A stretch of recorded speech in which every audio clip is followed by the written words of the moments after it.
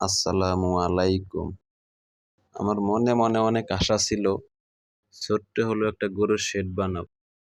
তো যে কথা সে কাজ। আমি এই শেডটা বানাইছি গত ১ বছর আগে। তো আমি গত শুক্রবার বাড়িতে গেছিলাম। বাড়িতে যাওয়ার পর গিয়ে দেখি, আমার ছোট ভাই গরুর ঘর কোনো পরিষ্কার-টরিষ্কার কিচ্ছু করে নাই। চারির ভিতরে যে ঘাস দিছে, ওই ঘাস যেইটা ছিল অবশিষ্ট ওরকমই ছিল, ওইটার কোনো পরিষ্কার করে নাই। পরিষ্কার না করাতে দেখেন কি পরিমাণ ময়লা হইছে।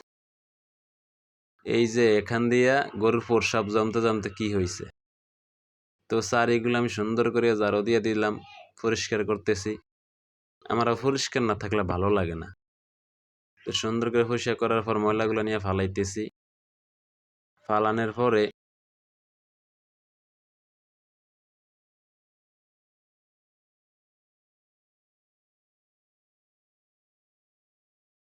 পরে সুন্দর করে পানি দিয়া এখন ঝাড়ু দিয়ে দিব।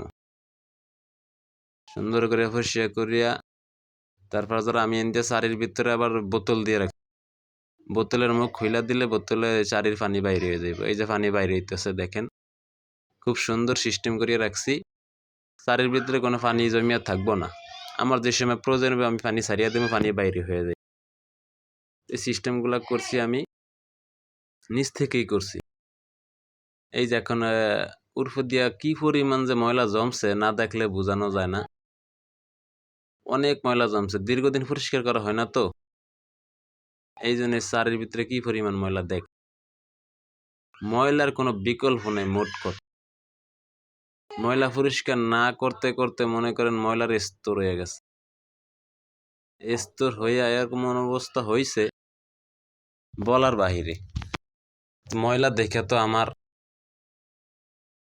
কইতাছি যে না, ময়লা পরিষ্কার করতেই হইব, ময়লা পরিষ্কার না করলে হইব না। তো আমি এখানে পানি নিছি, প্লাস্টিকের ব্রাশ নিছি, ব্রাশ নিয়ে পানি মাইরা পরিষ্কার করতেছি।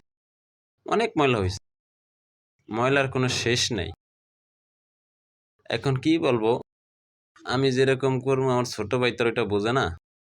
ছোট ভাই বুঝলেও তো পরিষ্কার করে রাখ। পরিষ্কার পরিচ্ছন্নতাটা আসলে না থাকলে যে কোনো কাজের জায়গা হোক ভালো লাগে। পরিষ্কার থাকলে কাজের প্রতি মন বয়, মন দিলেও ফ্রেশ থাকে। কাজের জায়গা পরিষ্কার না থাকলে কিছুই ভালো লাগে না। তা আমি পানিগুলা এখন ইচ্ছা নিয়ে ফালাইতেছি। গরুর প্রস্রাব আর কি এগুলা। এখানে সোলভের পাইপ দিছিলাম, সোলভের পাইপে কাজ হয় নাই।